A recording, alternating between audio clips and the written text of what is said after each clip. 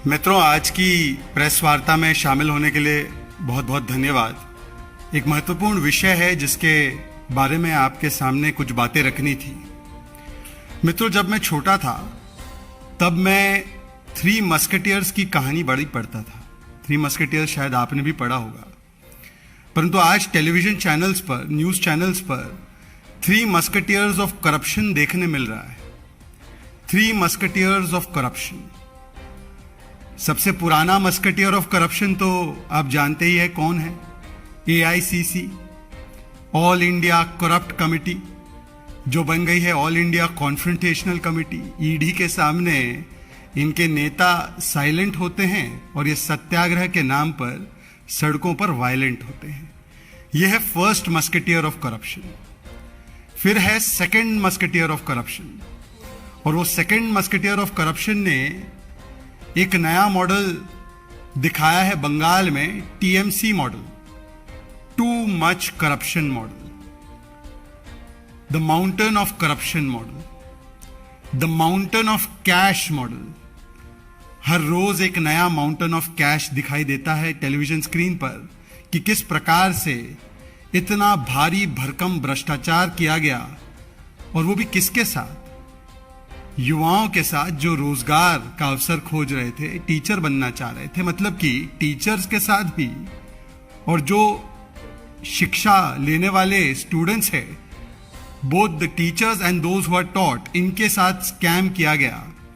और जब एक के बाद एक सबूत सामने आते गए, कैलकाटा हाई कोर्ट के डिवीजन बेंच का तो ऑर्डर था ही, उस पर कोई कार्रवाई नहीं की गई, परंतु जब एक के बाद एक सबूत सामने आते गए, द माउंटेन ऑफ कैश ऐसे बढ़ता गया, तब जाकर मीडिया के और विपक्ष के दबाव में, मतलब भारतीय जनता पार्टी जो इस पूरे मुद्दे को लेकर बहुत मुखर है बंगाल में खासकर, दबाव में आकर ममता बनर्जी ने अपने नंबर 2 को, मतलब पार्था चैटर्जी को आखिरकार हटाने का काम किया।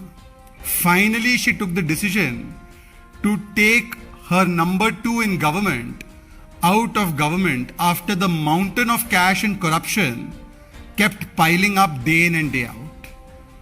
अब हो सकता है कि कुछ लोग इस मजबूरी को भी मजबूती के तौर पर पेश करना चाहते हो। Some people are making a virtue out of this necessity that she was forced to make her minister resign, her number 2 resign. Questions will still be asked that why hasn't Mamata Banerjee acted upon Mr. Adhikari, whose daughter's appointment and her application as a teacher had been cancelled by the Calcutta High Court. She has not taken action against Mr. Adhikari. And the very fact is that there is institutionalization of corruption and corruption of every institution in the TMC, too much corruption run government of West Bengal. But for whatever it is worth, Mamata Banerjee and the TMC, which I call as the second musketeer of corruption, has got rid of their number 2 after much pressure. But today I want to talk about the third musketeer of corruption. आज मैं आपसे ये जो तीसरा musketeer है corruption का, उसकी बात करूंगा, और उसका नाम है आम आदमी पार्टी।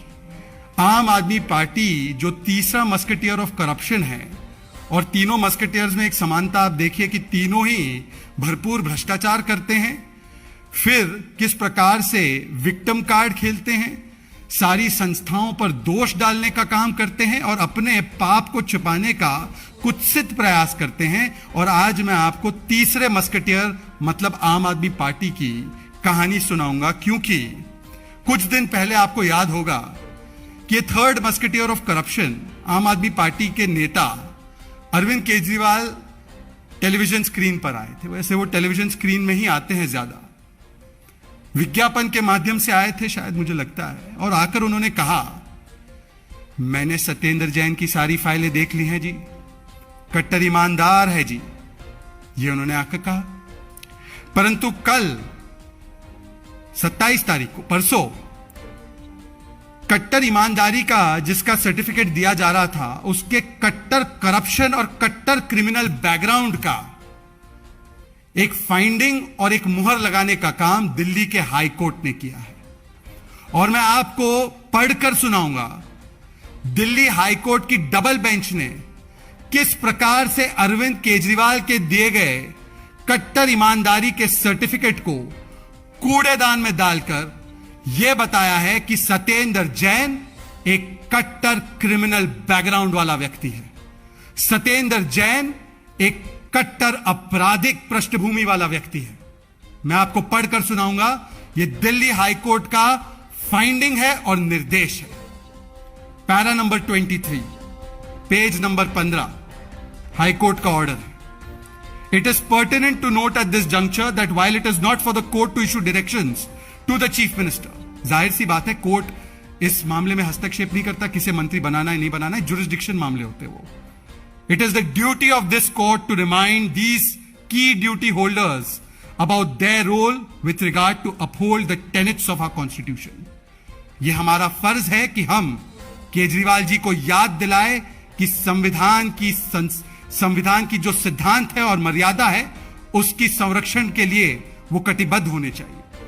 आगे कहता है court, the council of ministers has a collective responsibility to sustain and uphold the integrity of the Constitution of India, and it is for the Chief Minister to act in the best interest of the state and to consider as to whether a person who has a criminal background or who has been charged with offences involving moral turpitude should be appointed and should be allowed to continue as a minister or not.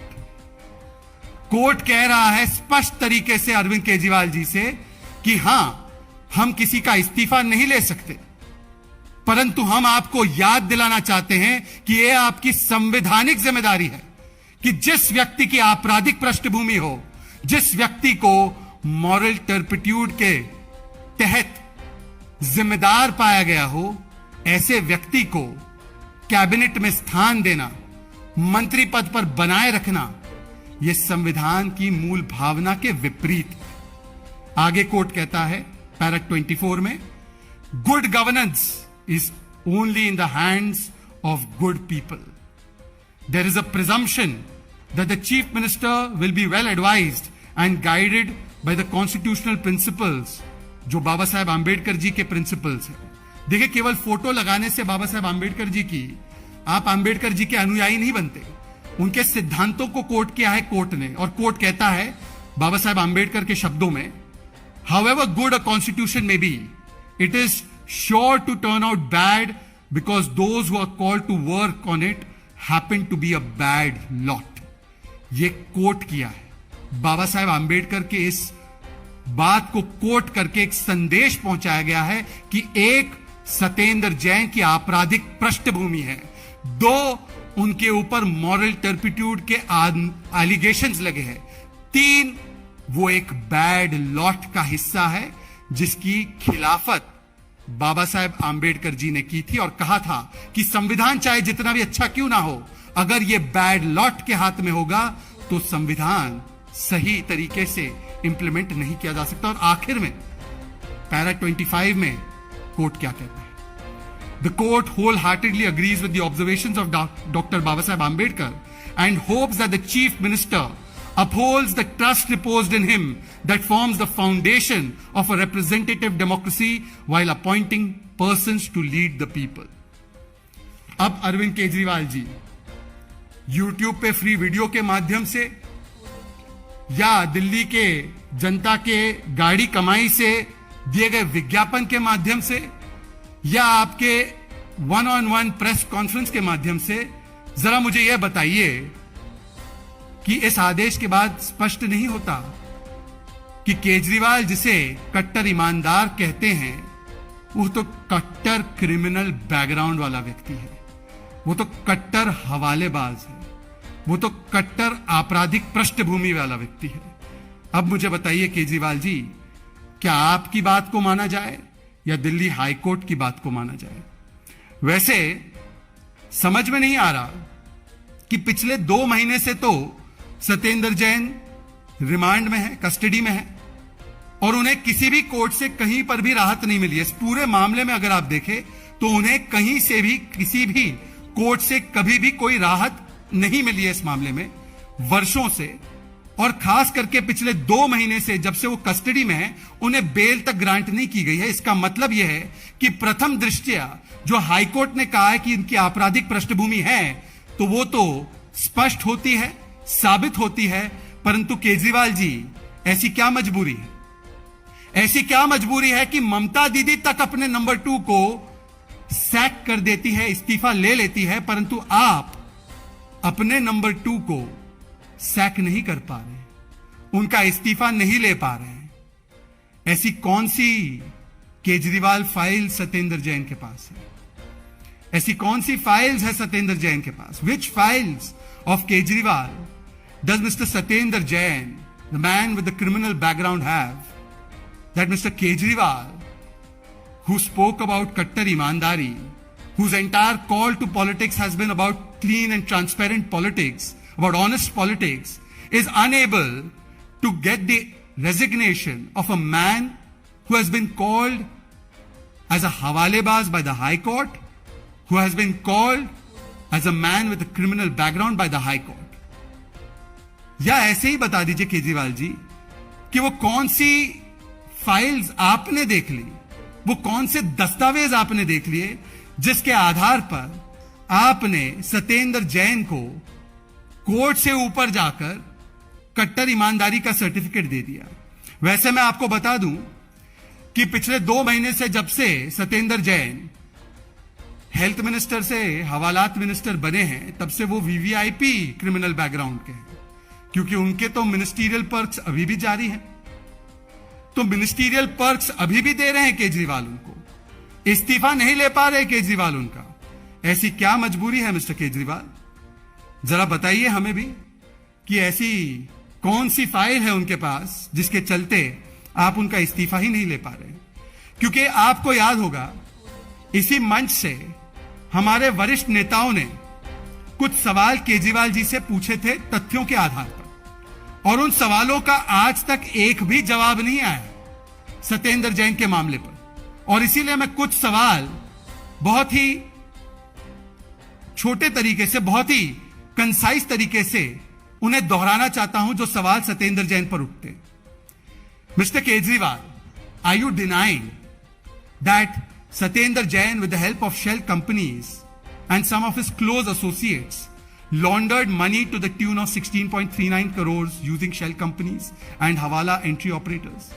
Mr. Kejriwal, are you denying that the Principal Commissioner of Income Tax Delhi rejected the fact that was put forward by the close associates of Mr. Satyendra Jain, and in fact held that the unaccounted income of 16.39 crores did not pertain to his close associates, but Mr. Satyendra Jain himself was the real owner of that income? Mr. Kejriwal, and I hope he is listening carefully, Mr. Kejriwal, are you denying that the division bench of the Delhi High Court, in its order dated 21/8/2019, in writ petition 6541/2017, confirmed the findings of the Principal Commissioner of Income Tax and held, और ये copy भी है मेरे पास income Delhi high court के आदेश की, and held that the unaccounted money that was laundered of 16.39 crores, the real owner of that money was in fact Satyendra Jain, and it was at his behest that this entire hawala transaction was orchestrated.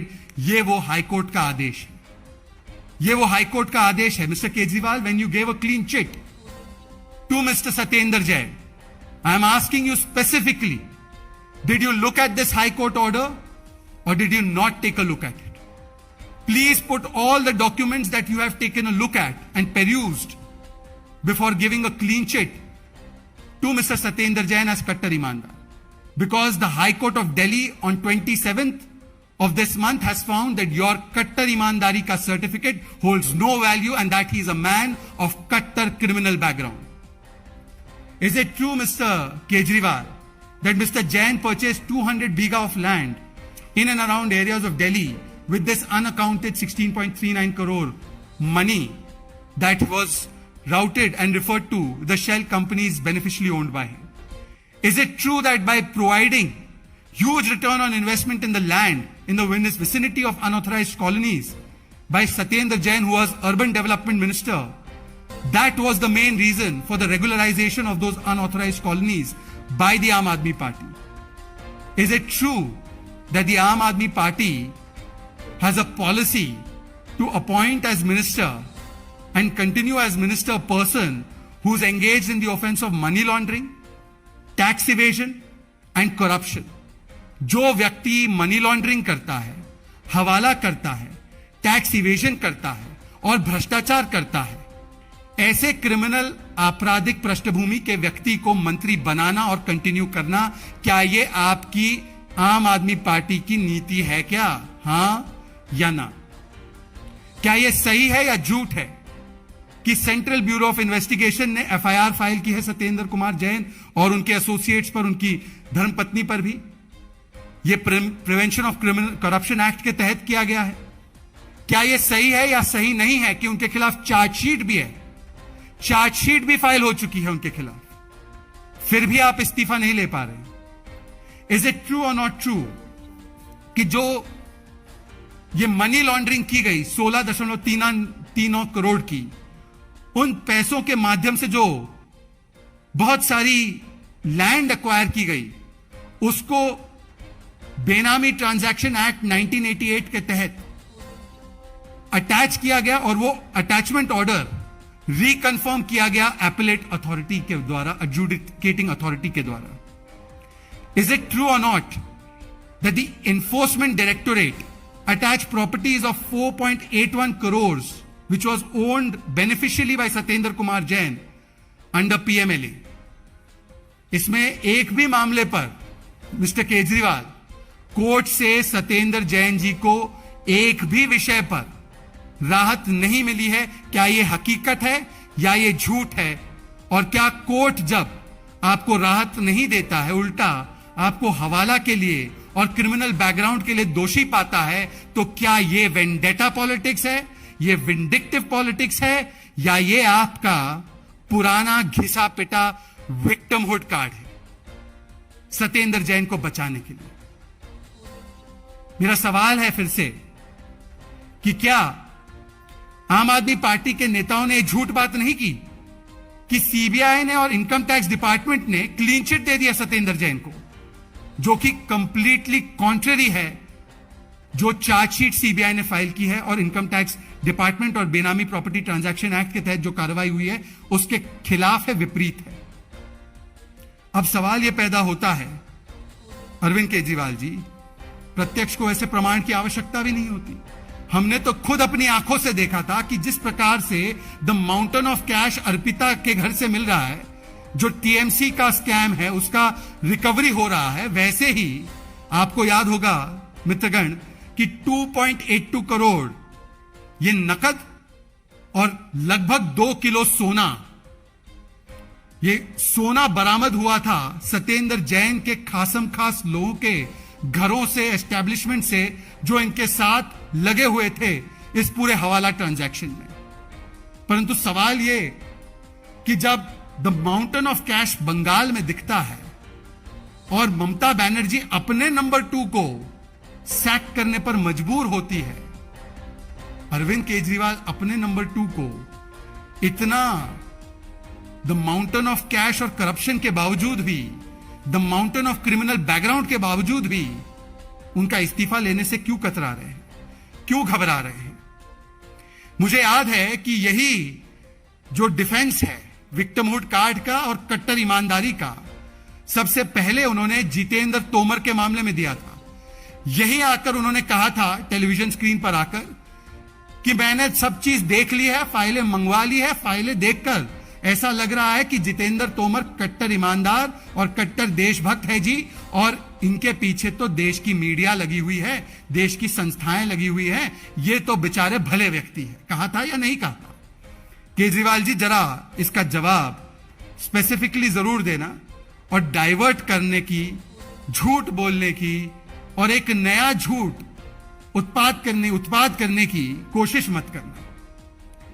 सवाल यह भी होता है कि अब यह victimhood का card एक और मामले में दिखाई दे रहा है, और वो मामला अभी हाल ही में आपके सामने आया कि किस प्रकार से केजरीवाल जी लिकर माफिया को बड़ा मुनाफा दिलाने वाले लोगों को भी संरक्षण दे रहे हैं, उनको भी प्रोटेक्ट कर रहे हैं। मतलब कि सत्येंद्र जैन और हवाला माफिया को प्रोटेक्शन, और अब लिकर माफिया को भी किस प्रकार से प्रोटेक्शन दे रहे हैं। हमने इसी मंच से, मीनाक्षी लेखी जी हमारी केंद्रीय मंत्री है, उन्होंने सिलसिलेवार तरीके से कई बिंदु उठाए थे कि किस प्रकार से नियमों का, कानूनों का, कैबिनेट का और बहुत सारी व्यवस्थाओं का उल्लंघन करके एक्साइज डिपार्टमेंट और उसको चलाने वाले लोगों ने किस प्रकार से लिकर माफिया की भरपूर कमाई कराई, अवैध तरीके से कानूनों को ताक पर रखकर 30-30 करोड़ के ईएमडी जो रिफंड नहीं होने चाहिए थे, उन्हें रिफंड करवा दिया। 144 करोड़ का बड़ा मुनाफा, रिलैक्सेशन जो नहीं देना चाहिए था, वो दे दिया लिकर माफिया को। 50 रुपए प्रति क्रेट अंतरराष्ट्रीय लिकर कंपनियों को डिस्काउंट के रूप में दे दिया, ताकि हम लोग तो घर घर, मोहल्ले मोहल्ले तक नल से जल पहुंचाते, ये लोग मोहल्ले मोहल्ले तक नशा पहुंचाना चाहते थे, तो डिस्काउंट दे दिया। पीने की उम्र घटा दी, ड्राई डेज कम कर दिए, ताकि दिल्ली नशा मुक्त नहीं नशा युक्त हो जाए। साफ पानी पहुंचे ना पहुंचे, आपके घर और मोहल्ले तक, चाहे वो मंदिर हो, मस्जिद हो, स्कूल हो, आरडब्ल्यूए का कोई संस्थान हो, वहां तक नशा दारू जरूर पहुंचे, और उन दारू माफिया को पूरा संरक्षण केजरीवाल जी ने दिया। इसीलिए जब चीफ सेक्रेटरी की रिपोर्ट पर, आप ही के सरकार के चीफ सेक्रेटरी के रिपोर्ट पर, जब एलजी ने सिफारिश कर दी कि सीबीआई की जांच हो जाने दीजिए, तो उसमें भी वही विक्टिमहुड कार्ड, वही संरक्षण देने की पूरी प्रक्रिया जो आपने देखी थी सत्येंद्र जैन के मामले में, वही डायलॉग कि ये भी कट्टर ईमानदार है जी। आज सवाल आपसे बनता है केजरीवाल जी कि ये कट्टर ईमानदारी का सर्टिफिकेट जिसको आप दे रहे हैं, थमा रहे हैं, ये किस आधार पर थमा रहे हैं? क्यों आप एक जांच से भाग रहे हैं? सत्येंद्र जैन और एक्साइज डिपार्टमेंट में धांधली करने वाले इन मंत्रियों के खिलाफ एक्शन लेने से क्यों कतरा रहे? Why you so disturbed and scared, Mr. Kejriwal, of taking action against those who are prima facie guilty of corruption of the highest scale? आपने तो बार बार प्रोटेक्शन दी है ऐसे लोगों को। मुझे याद है जब ताहिर हुसैन, इनको कोर्ट ने यूएपीए के तहत इनकी बेल को रिजेक्ट किया, तब भी आम आदमी पार्टी के नेता जैसे अमानतुल्लाह खान, इन्होंने आकर ताहिर हुसैन का भी बचाव किया, बहुत सारे भ्रष्ट नेताओं का बचाव किया। और अब जब इन बातों का जवाब नहीं है, इन सवालों का जवाब नहीं है, आज भी देखना अगर प्रेस कॉन्फ्रेंस करेंगे तो फिर से विक्टिमहुड कार्ड ले आएंगे। विक्टिमहुड कार्ड नहीं चलता है तो एक झूठ की फैक्ट्री चलाएंगे, फेक न्यूज फैक्ट्री।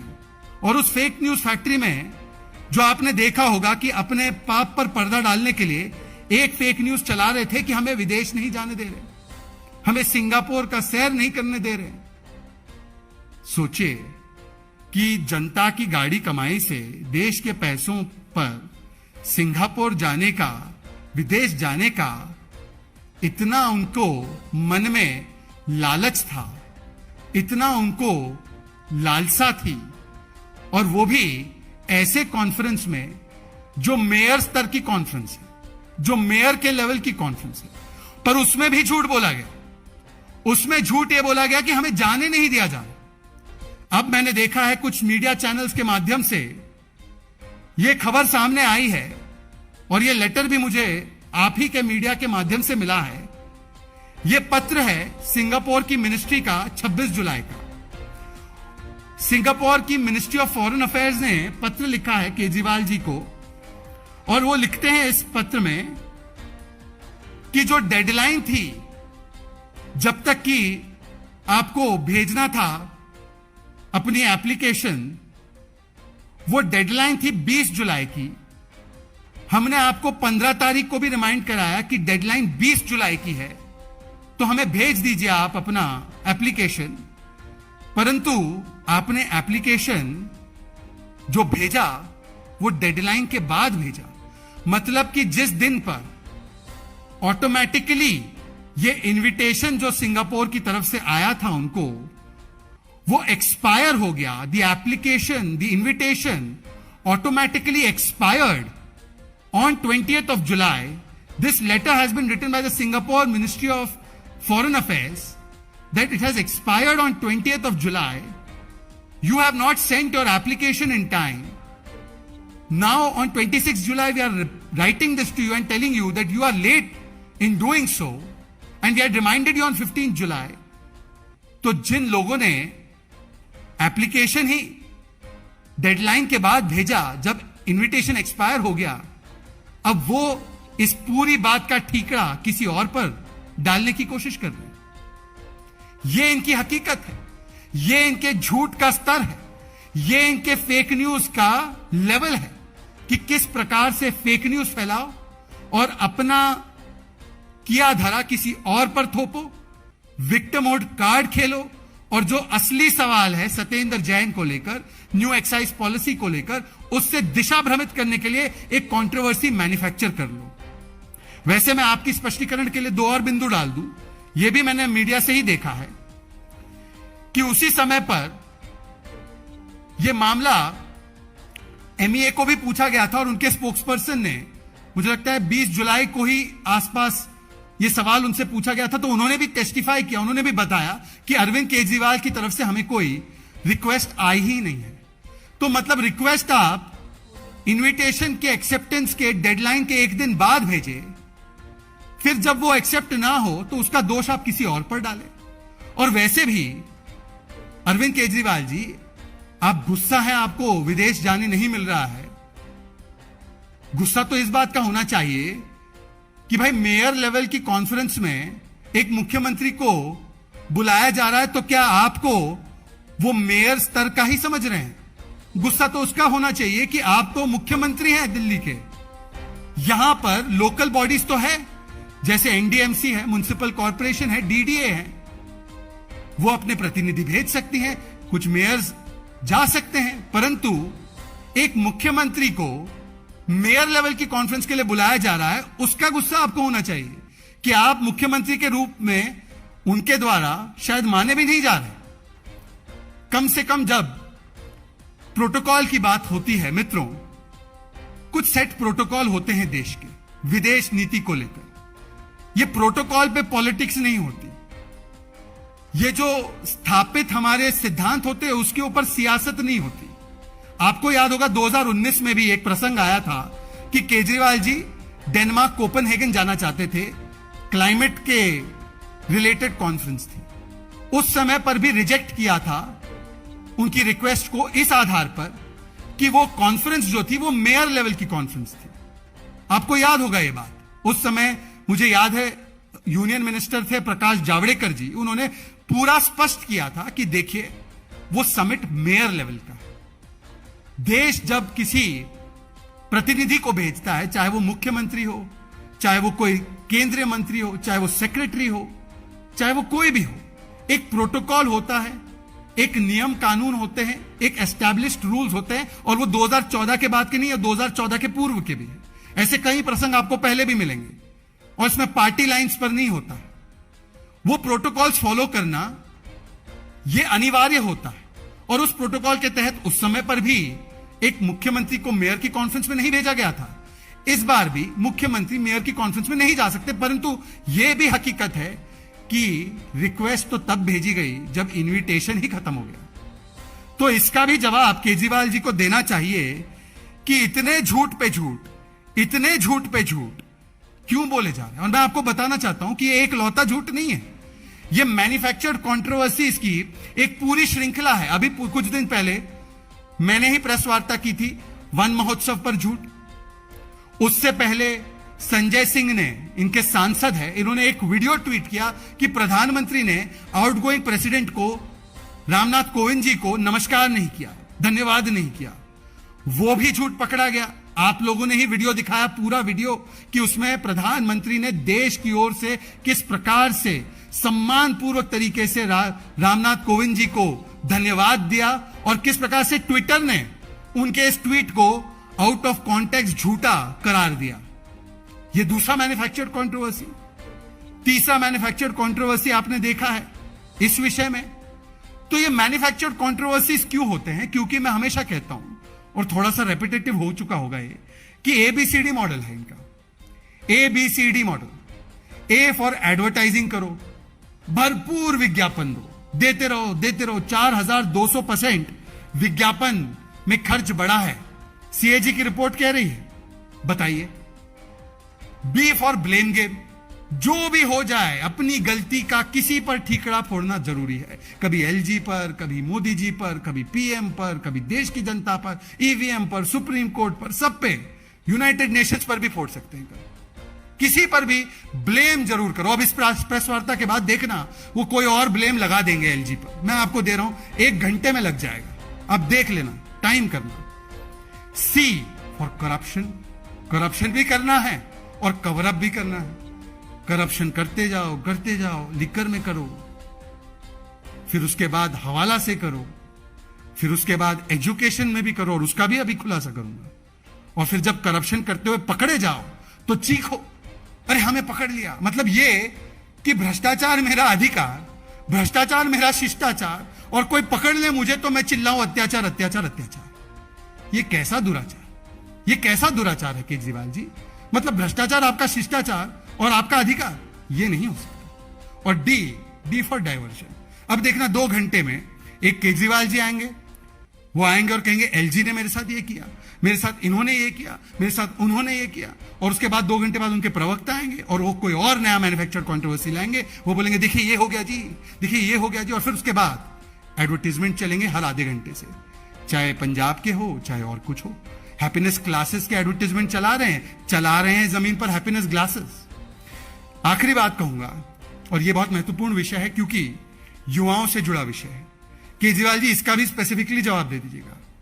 अभी ये सार्वजनिक पटल पर बात आई है कि एलजी साहब ने एक प्रपोजल केजरीवाल जी ने उनको भेजा था, उसको रिजेक्ट कर दिया। वो प्रपोजल ये था कि 7% राइज किया जाए, इंक्रीज की जाए, हाइक की जाए डिप्लोमा लेवल टेक्निकल इंस्टीट्यूशंस में जो प्राइवेट संस्थान चलाते हैं, प्राइवेटली ओन्ड होते हैं, जहां पर बच्चे अमूमन जो गरीब तबके के बच्चे होते हैं, जो एकदम सोशो इकोनॉमिकली थोड़ा सा वो कमजोर होते हैं, उनको मौका नहीं मिलता। स्कूल तो खोली नहीं, 500 स्कूल खोलने वाले थे, ठेके खोल दिए। कॉलेज तो खोली नहीं, इंस्टीट्यूट खोली नहीं। अब बच्चा जाए तो जाए कहां? तो वो जाते हैं कुछ स्किल के लिए, कुछ डिप्लोमा के लिए प्राइवेट संस्थानों के पास, इंस्टीट्यूशंस के पास। केजरीवाल जी कहते हैं एलजी को लिखकर, और आमूमन तो उनके चीफ मिनिस्टर के पीएस लिखकर भेजते हैं फाइल नोटिंग पर। यह वाला मामला केजरीवाल जी ने खुद लिखकर भेजा है, खुद लिखकर नोटिंग भेजी है एलजी साहब को कि एलजी साहब हमें इन बच्चों से ज्यादा पैसे ऐंठने हैं। ये जो बच्चे गरीब घर के जाते हैं ना पढ़ाई लिखाई शिक्षा पाने के लिए, ताकि फिर वो नौकरी पा सके, जिन्हें मैं नौकरी भी नहीं देता हूं। 3000 नौकरी, कुछ 3200 नौकरी दी है 7 साल में, 10 लाख का कहकर। ऐसे बच्चों को हमें और टैक्स लगाना है, और उनके ऊपर कर्ज लगाना है, और उनको उनसे और पैसे लूटने हैं। तो एलजी साहब, मैं आपको अपने ही हैंड राइटिंग में भेज रहा हूं, अपने ही लिखित दस्तखत से भेज रहा हूं, जरा इनकी फीस बढ़ा दीजिए 7%। हां, कोविड जरूर है, हां मैं रोज चिल्लाता हूं महंगाई महंगाई महंगाई, तो क्या हुआ, परंतु इनकी 7% यहां पर बढ़ाना बहुत जरूरी है। मैं चाहता हूं कि इनके घरों पर, इनके परिवारों पर बोझ बढ़ जाए। एलजी साहब ने कहा कि अब यह करना नामुमकिन है, ऐसी परिस्थितियों में इसको करना नामुमकिन है। हो सकता है केजरीवाल जी, हो सकता है, ये मैं कह रहा हूं, केजरीवाल जी लिकर माफिया और हवाला माफिया के बाद हो सकता है एजुकेशन माफिया के साथ भी आपकी सांठगांठ जरूर हो, यह हो सकता है। परंतु एलजी साहब ने इस प्रपोजल को रिजेक्ट कर दिया। ये वो केजरीवाल जी है जो अगर एमसीडी कुछ 1% भी बढ़ा दे टैक्स तो सड़कों पे आ जाते हैं, और ये गरीब घर के बच्चों से जिनको वो नौकरी नहीं देते, जिनको वो स्कूल नहीं दे रहे, जिनको वो कॉलेज नहीं दे रहे, उनको कहते हैं कि तुम्हारे मां बाप से कहो 7% मेरे दोस्तों को दे दे जो एजुकेशन माफिया चलाते हैं। बताइए अरविंद केजरीवाल जी, ऐसी क्या घृणा है आपको? बताइए अरविंद केजरीवाल जी, ऐसा क्या गुनाह है इन बच्चों का? बताइए अरविंद केजरीवाल जी, इन गरीबों ने आपका क्या बिगाड़ा था कि ना आपने इन गरीब के घरों में राशन कार्ड दिए, ना आपने इनको साफ पानी दिया, आपने इनके इलाकों में दारू और नशा बेच दिया, आपने इनके साथ किस प्रकार का धोखा किया, और आज आप उनके एजुकेशन के ऊपर भी ज्यादा मुनाफा कमाना चाहते हैं। मतलब लिकर माफिया को ये डिस्काउंट देंगे 50 रुपए प्रति केट का, लिकर माफिया को 144 करोड़ रुपए माफ कर देंगे, 30 करोड़ ईएमडी माफ कर देंगे, दे देंगे उनको वापस। परंतु अगर कोई बच्चा डिप्लोमा लाने जाता है तो उसको अरविंद केजरीवाल जी कहते हैं, go for happiness classes, not for happiness classes. Don't go for diploma classes, go for happiness classes. आप जाकर नशा और दारू ले लो कम कीमत वाली, परंतु आपको एजुकेशन में तो बढ़ी हुई फीस बढ़ानी होगी और देनी होगी। यह है हमारे सवाल। मुझे उम्मीद है अरविंद केजरीवाल जी, जो आपको सवाल पूछा गया है सत्येंद्र जैन के बारे में और excise duty, excise liquor policy के नाम पर स्कैम करने वाले जो सारे मंत्री हैं, उनके ऊपर आप कार्रवाई करेंगे और बताएंगे कि बंगाल में नंबर 2 की आ गई बारी, अब क्यों नहीं हो रहा है सत्येंद्र जैन का इस्तीफा जारी। बहुत बहुत धन्यवाद। जय हिंद। कोई इसी से रिलेटेड प्रश्न हो तो बताइएगा। जी,